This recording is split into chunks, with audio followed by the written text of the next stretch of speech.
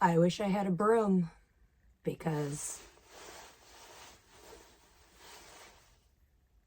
Red Sox swept the Yankees, baby. Let's go. Start spreading the news. Yankees are leaving today. I don't want to be a part of it. New York, Yankees suck.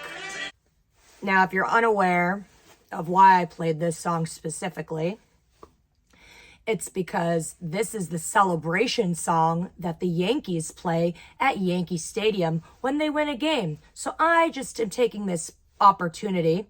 Don't care about where we are in the standings. I'm going to be petty because this is my redemption game. Because when I went to Yankee Stadium, the Red Sox unfortunately got swept and I was treated horribly by the Yankee fan base. So today, this was my redemption game that I got to watch all the Yankees fans leave in tears on Father's Day.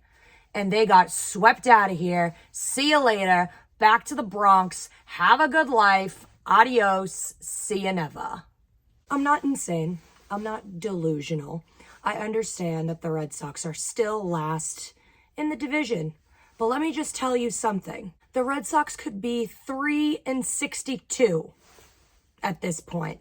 I could give a shit less. As long as the Red Sox beat the Yankees, that's all I care about. That rivalry is still alive and well with me, thank you very much. The Red Sox now lead the Yankees in the regular season series so far 5-1 this year. Love to see it. I'm going to just recap my breeze notes of the last 3 games that we just saw.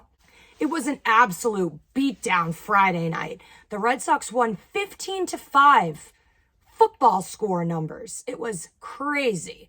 So awesome. Yankees actually got to score first here. They were leading 1-0 in the top of the first. Masataka Yoshida had a 2 RBI double to take the lead 2-1, and then it kind of just skyrocketed from there. JT had the craziest stat line of the night. He ended the night 3 runs, 3 hits, 6 RBIs, and 2 home runs. He just put in work Friday night, and he's been actually pretty consistent so far this season, and he is amazing to have on my team. Then Masa had another RBI, and the score was 5-1. There was an error on the first baseman for the Yankees. His foot came off the bag to load the bases, and that was when JT had a 2-out grand slam to skyrocket the score 10-1. Like I said, he ended the night with 6 RBIs, a grand slam, a home run, and a double. Just 2 hits shy of the cycle. Yankees had a lot of errors, and they were super lazy. In only 4 innings of play, the Red Sox had 13 runs on 13 hits. Super impressive. And of course, you can't just have a good night or a good day, right? Poor Tanner Houck. A ball, line drive back to his face, had to leave the game in the 5th inning, got stitches and a face contusion, actually fractured his face. So it's like even when you're super high and excited that the Yankees are getting beat by 10 points, you're upset because one of your starting pitchers takes a ball to the face and now is going to be on the IL. You just can't win. Even when you're winning, you can't win. You have to lose somehow. That's just the bad luck of the Red Sox this year. And it was a pitcher again, so it's like, bruh. We're just like so limited on pitchers. So I really hope Tanner gets well soon. Prayers up to Tanner.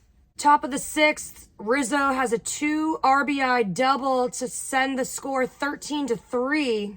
Then they got an RBI single 13-4. Even though it wasn't recorded as an error, I wrote that there was an error on the throw that scored Masataka Yoshida to make it 14-4 in the 6th inning. Donaldson had a solo home run top of the 8th to make it 14-5, but that didn't even make a dent in the score. Duran had a double. Cassis had an RBI double. 15-5 in the 8th inning. That was a season high of 15 runs for the Red Sox. And how fitting it was the biggest crowd of the year. Obviously, we know that the Red Sox haven't been doing that great, but even though they haven't been doing well, we do pretty much always have a really great, solid crowd. However, when the Yankees come to town, we have to have a sold-out night. So, biggest crowd of the year meant 37,086 people in the stands. For this game, it was the most hits recorded, 17, and runs recorded, 15 of the season for the Red Sox. So, Saturday, it got rained out, which forced a doubleheader today. It also changed the pitchers. So, Game 2 was supposed to be Bayo, and Game 3 was supposed to be Paxton. But for some reason, Game 1 today, which was the matinee of the doubleheader, Caleb Ort started, and it was kind of a bullpen game. So I'm not sure why they didn't just have Paxton pitch the first game. And then Bayo ended up pitching the nightcap. The Red Sox wore the yellow jerseys tonight, and just so you know, before this game, they were 17-4. Now, because they wore the yellow jerseys in the doubleheader, they are now 19-4 all time while wearing these yellow jerseys. So listen, identity crisis. We are not the Yellow Sox. However, they do really well wearing yellow. Make it make sense? I don't know. I don't like it, but I'll take it. We'll do whatever it takes to get wins at this point. So it's really interesting, now that I'm looking back at my notes, all 3 games this weekend, the Yankees scored first, but they didn't have what it took to get any wins in Fenway Park this weekend because they lost all 3 games. They got swept. Gleyber Torres kind of had some redemption here. He got a 2-run home run off Caleb Ort in the top of the first inning to put the lead 2-0 at the top of the first for the Yankees. After a 2-0 lead for the Yankees, the Red Sox finally woke up in the 5th inning with an RBI from Devers to be 2-1 Yankees. Then shortly after that, Duvall got an RBI of his own to tie the game 2-2. It was the bottom of the 6th that they continued their run. They scored 3 runs in the 6th. Kike legged out a really short hit to third, and with his hustle, he got on base, and that started the rally in the 6th inning with 2 outs. Then it was an RBI double off the wall from Wong to score Kike. And then it was like deja vu. Right after that, another RBI double off the wall again, but this time by Verdugo to score Connor Wong. And then an RBI single by Justin Turner to score Verdugo. So it quickly went from a tie game in the 5th inning to the Red Sox leading by 3 in the 6th. And then in the 7th, Masataka Yoshida had a leadoff triple. He just has wheels, that guy. And on a technicality, the Yankees pitcher got called for a balk, and that sent Masataka home. And that made it 6-2. And neither team scored after that, so the Red Sox won the game 6-2 after trailing by 2 for almost half the game. And then in the nightcap, it was Severino versus Bayo. And again, Yankees actually scored first in the top of the first inning. They led 1-0. A Kike RBI double scored Devers to tie the game 1-1 in the 2nd inning. I also want to highlight Jarren Duran. Bro, you're really making me not hate you anymore. What a crazy catch he had in center field. That's the redemption catch I am talking about. Showing me that he can actually kind of read a fly ball. He completely robbed the Yankees of at least a couple of runs, if not a home run itself. So, shout out to Duran. I'm proud of you, and your cleats are fire. I want those Air Jordan cleats bad. I also just want to highlight that Verdugo is now on a 9-game hitting streak after the incident where Cora benched him for lack of hustle. So, hey, maybe it's all about motivation. Now something good came of him being benched that game.